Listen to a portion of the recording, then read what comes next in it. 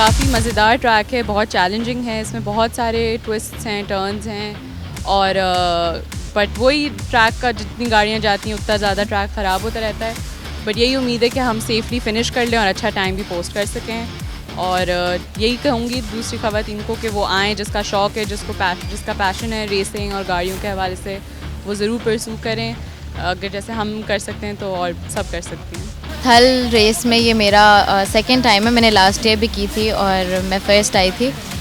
और इस बार का ट्रैक थोड़ा सा उन्होंने चेंज किया है, बाकी सारा वैसे एग्जैक्टली सेम है, बस माइनर चेंजेस किए हैं। तो तैयारी अच्छी है, होपफुली अच्छे से रेस करेंगे। मेरे बाबा पहले रेस करते थे और उनकी वजह से अब मैं आई हूँ इसमें, तो होपफुली अब कोशिश करेंगे कि आगे रख सके कंटिन्यू।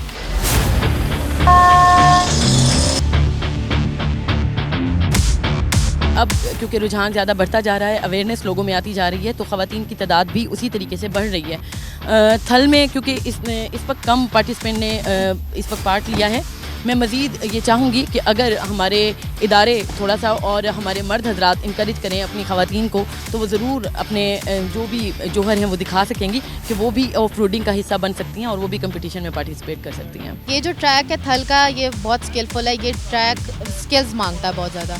इसमें काफ़ी टर्न्स ऐसे हैं जो आपको स्किलफुली कंट्रोल करनी पड़ती है, जिसमें आपको वरना गाड़ी जो है वो कल्टी होने का ख़तरा बहुत ज़्यादा होता है, या गाड़ी बाहर निकलती है तो टाइम ज़ाया होता है बहुत ज़्यादा उससे। नेविगेशन मुश्किल होती है, लेकिन मैंने अपना बेस्ट देना है और मैंने पिछली दफ़ा भी अपना बेस्ट दिया था और हम फर्स्ट आए थे, तो इंशाल्लाह इस दफ़ा भी हम पोजीशन लेंगे।